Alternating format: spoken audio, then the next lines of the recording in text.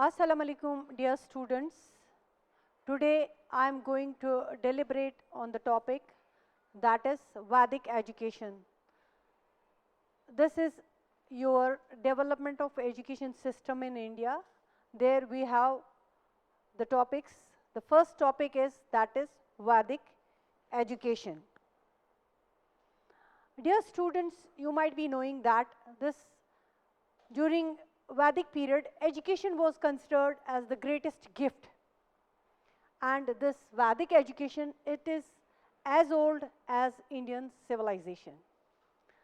The panorama or the scene of education, it is nearly 4,000 years old, or maybe more than that.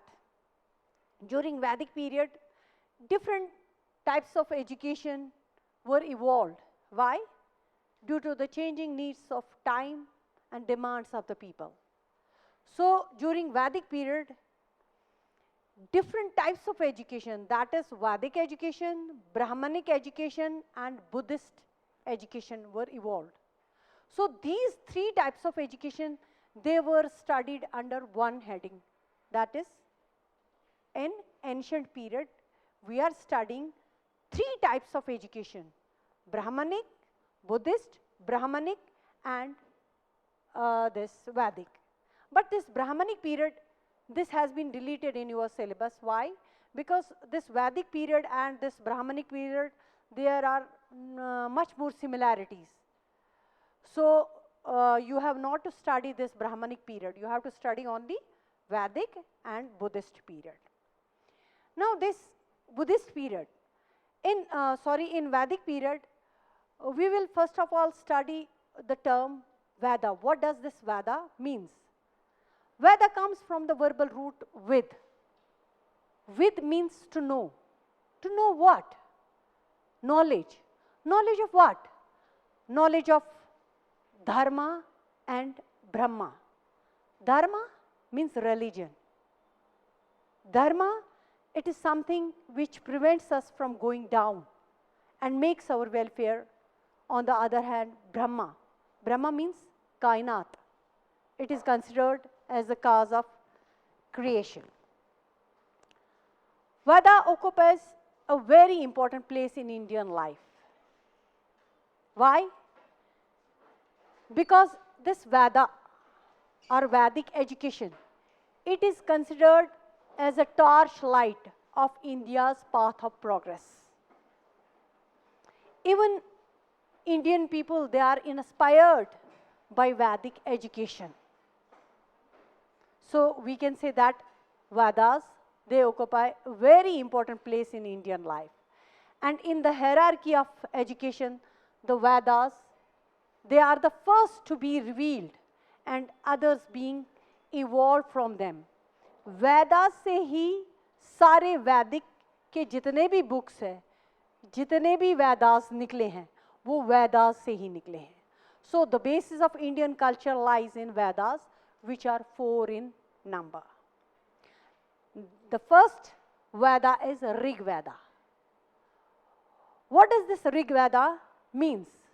There are hymns, or verses, or prayers.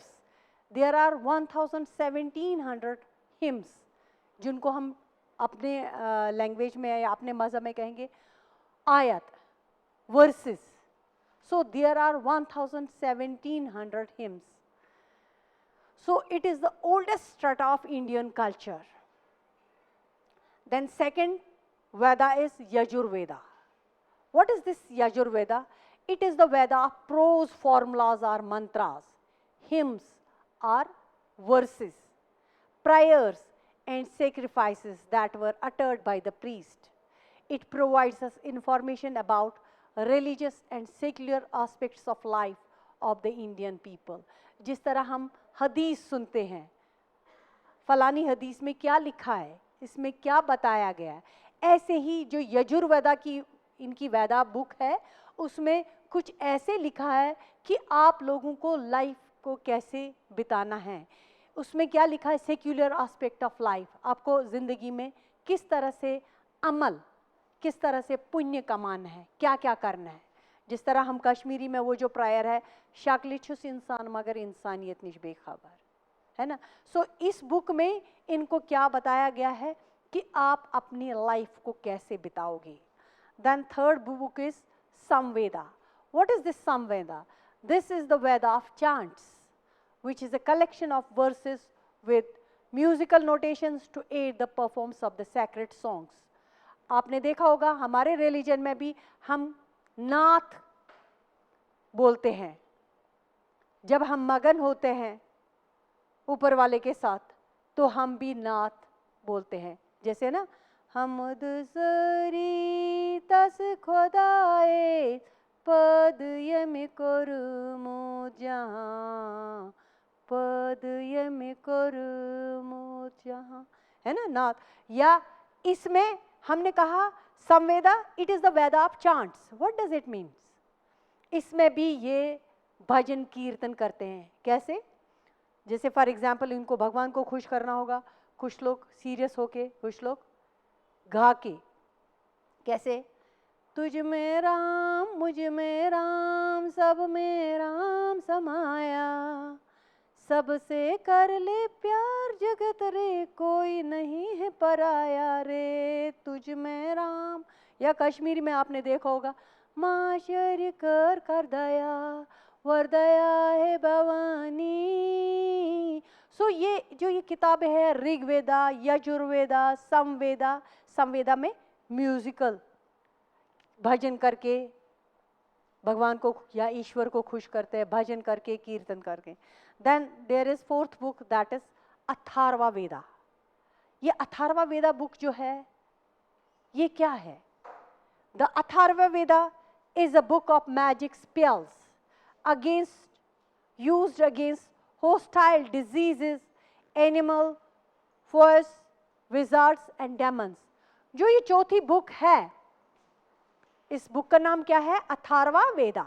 ये अथर्वा वेदा में for example किसी को उस ancient period में सांप ने काटा हो, या खतरनाक जानवर ने डसा हो, या किसी ने भी कोई नुकसान या हानि पहुंचाई हो, तो फिर वो इस बुक में से कुछ श्लोक पढ़ते थे। जिस तरह हम, आपने देखा होगा, हम पीर के पास जाते हैं, फिर वो कुछ मंत्र वगैरह पढ़ता है, पद्मा सुफोक, है ना।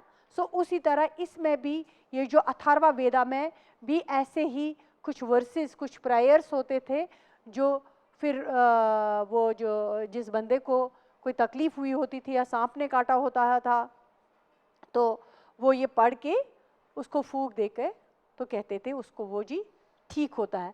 या कभी कभी अगर किसी ने जादू टोना किया है, तो उस वक्त भी ये अथर्वा वेदा काम आती थी। या कुछ लोग, जैसे हम भी कश्मीर में, हमारे मुसलमान में भी बहुत सारे ये क्लासेस है ना, कि खत्म शरी परनावान, है ना, है वन ये दलील तो इसमें भी अगर घर में खुशहाली लानी है तो उस वक्त भी यही अथर्वा वेदा इनको काम आती है। ठीक है ना। So we were talking about this Vedas. हमने पहले ही कहा कि वेद का मतलब क्या हो गया। ये जो वैदिक एजुकेशन है, ये वेदा जो वर्ड है, ये कहाँ से निकला है? ये वेद से निकला है। Veda means to know what? Knowledge, to get knowledge. Knowledge of what? Knowledge of dharma and brahma. Dharma means यानी कि हमें धर्म की नॉलेज होनी चाहिए, रिलीजन की नॉलेज। हम यहाँ इस दुनिया में आए हैं, एनिमल्स और ह्यूमन बीइंग में फ़र्क तो होना चाहिए। अच्छी शक्ल इंसान, मगर क्या हम अंदर से भी इंसान हैं? अंदर से मत हम कोई और ज़ात है। सो ये धर्म जो है, हमने कहा विद means to know. This the derivative meaning of विद comes from the word with. With means to know. Know means what? Knowledge. Knowledge of what? Knowledge of dharma and brahma. What for dharma? Dharma prevents us from going down. धर्म हमको बचाता है यार, इंसान हो, इंसान ही रहो, गलत काम मत करो। जो ही आप कहते हैं सुन भला मैं नहीं करूंगा ये, फिर जल्दी आपको ख्याल आता है नहीं, हमारा धर्म नहीं मानता ये गलत है। सो धर्म आपको बचाता है। एंड ब्रह्मा इज कायनात, काज ऑफ क्रिएशन। जो भी इस ब्रह्मांड में है, इस यूनिवर्स में है, वो आपके लिए, अब आप तक है। आप कैसे उसको, जिस तरह एक इंसान शीशे के सामने जाता है, जो चेहरा दिखाएगा वही नजर आता है, ठीक है ना। सो धर्म आपको पुण्य, अमल सिखाता है। Now come to the point, that is salient features of Vedic education, or we can say meaning and concept of Vedic education. Vedic education का मतलब क्या है, ठीक है ना। पहला मतलब क्या है, सोर्स ऑफ लाइट। पता नहीं आप मानते हो इसको नहीं, लेकिन जब हम डिस्कस करेंगे तो आप खुद ब खुद ही कहोगे नहीं मैम सचमुच। सो उस जमाने में जब सिलेबस नहीं हुआ करता था, तो जो रिलीजन उस वक्त चलता था, वैदिक दौर था, तो वैदिक एजुकेशन ही सिलेबस में था। मगर मुझे लगता है उस जमाने में और आजकल के ज़माने में बहुत नॉलेज है, मगर उस ज़माने में अगर थोड़ी सी नॉलेज थी, सिंसियरिटी ज़्यादा हुआ करती थी। इंसान उस ज़माने में इतना सिंसियर होता था, वो जो पढ़ता था वो अपने ज़मीर को भी सर्फ एक्सेल लगा के पढ़ाता था। जब तक वो क्वालिटीज़ उसमें सचमुच नहीं आती थी, वो कहता था नहीं मैं इनकम्प्लीट हूँ। हर कोई इंसान अपने आप में ही इंट्रोस्पेक्ट करके अपनी खामियों को निकालता था। सो वैदिक दौर में हमने देखा, वैदिक एजुकेशन में Veda means 4 things. Number 1 is source of light. Source of light का मतलब क्या हो गया, इल्यूमिनेट होना। अंदर से जब तुम्हें नॉलेज मिलती है तो तुम अंदर से ही रोशन होते हो, ये नॉलेज आपको रोशन करती है। So in Vedic period Indian education it was considered as a source of light और इल्यूमिनेशन, इल्यूमिनेट होना, which enlighten an individual in all walks of life. It was only through education that truth could be persuaded and wisdom could be attained. इसी source of light, ये जो है, इसी से हम सच्चाई की तलाश कर सकते हैं, जिसको हम कश्मीरी में कहते हैं फिल्ट्रेशन कार्य, दोद आबुक आब। सो उन्होंने क्या कहा, ये वैदिक एजुकेशन ही है जो सोर्स ऑफ लाइट है हम में, यही हमें कहती है कि सच क्या है और गलत क्या है। इस वक्त आप पढ़े लिखे हो, क्या आपने अपने आप में खामियों को देखते हो कि फलानी टाइम मुझे कुछ पता नहीं था, उस वक्त मैं गलत था। चाहे कोई दूसरा बंदा आपको देखे या ना, लेकिन आप नहीं अपने आप को इंट्रोस्पेक्ट करके बताते हो कि ना वहाँ पे मैं गलत था, यहाँ पे मैं अब सही हूँ। आप खुद ब खुद नहीं इल्यूमिनेट हो रहे हो, एनलाइटन हो रहे हो। सो वैदिक दौर में भी ऐसे कहा, पहला मीनिंग जो वैदिक एजुकेशन क्या है, सोर्स ऑफ लाइट। जिसने वैदिक एजुकेशन पढ़ी, जिसको उस वक्त ज्ञान मिला, नॉलेज में, वो इल्यूमिनेट हो गया, एनलाइटन हो गया। उस जमाने में जो पढ़ा लिखा नहीं होता था उसको शैतान कहते थे, he was treated as beast. So हर कोई चाहता था नहीं यार मैं पढ़ूं, नहीं तो मुझे शैतान कहेंगे। This was the first meaning of Vedic education, that is source of light. You got it? Second is knowledge, the third eye. Kashmiri कहावत क्या है, अच वसई तो गाछा रसई। कभी कभी हम देखते हैं जो पढ़ा लिखा नहीं है बड़ा खूबसूरत है, चल रहा है, फिर बस सामने से जा रही है, वो भी वेट कर रहा है, फिर कोई इसको कहता है यह ऐसी पुलवम गढ़, अच्छा यही थी, फिर दौड़ता है, भागता है, क्योंकि पता नहीं होती है। सो जो पढ़ा लिखा है वो एक ही नज़र में कयामत की नज़र से देखता है, उसको पता चलता है। So this knowledge, the third eye. So knowledge is your third eye. Education is knowledge. What is this education? It is, education is knowledge, it is the man's third eye. This aphorism or short remark means that knowledge opens man's inner eye. जब आपको knowledge मिल गई, ये दो आंखें नहीं है, आंखें आपके मन की आंखें हैं। अगर मन की आंखें आपकी खुली है तो बाहर वाली आंखें बंद भी होगी तो कोई बात नहीं है। सो नॉलेज जो है आपकी वो इनर आई है। अगर नॉलेज है तो सोचो आपकी मन की जो तीसरी आंख वो खुली है, ठीक है ना. सो this knowledge, it is considered as the third eye of man. Then third point is agency of improvement. The illumination, जब इंसान illuminate होता है, जब मन की चिंगारी भड़कती है, नॉलेज जब एक बार आ जाता है इंसान में, बस फिर उसको खुद ब खुद पता है जो तरक्की है, जो सक्सेस है, वो उसके कदम चूमती है. एक बार बस इल्यूमिनेट हो जाए. आप लोगों ने इतनी एजुकेशन पढ़ी है, मैंने भी इतनी पढ़ी है, मगर इल्यूमिनेट होना कुछ और चीज है. गांधी जी ने कहा अगर आपको 4 ही क्लास पढ़े हैं जिंदगी भर के लिए काफी है. वो इल्म इतना समंदर है कि वो आप पहले उसको ही, उसके रिसर्च में ही नहीं बाहर निकल पाओगे, उसका मीनिंग ही नहीं आपसे संभलेगा. तो बाकी हम आजकल आप देखो कितनी सारी एजुकेशन है, कितनी सारी बाकी चीज, लेकिन मन में इल्यूमिनेशन, मन हमारा जो है इल्यूमिनेट नहीं हुआ था, एनलाइटन नहीं हुआ था. तो उस वक्त वैदिक दौर में क्या कहते हैं, this education it is agency of improvement. यही हमें बीस्ट से इंसान बनाती है, यही हमें इम्प्रूवमेंट लाती है, रिफाइन करती है, मॉडेस्टी लाती है, हम्बलनेस लाती है, हमें बेदार करती है. So the illumination will bring a complete change in the person, and this change is change for better. Education makes us civilized. है कि नहीं? Civilized बनाती है ना? Refined, polished and cultured. आप देखो कोई कितना भी सूट बूट पहने, मगर अगर एजुकेटेड नहीं होगा, साफ फर्क नजर आता है जब किसी मजलिस में हम बैठते हैं.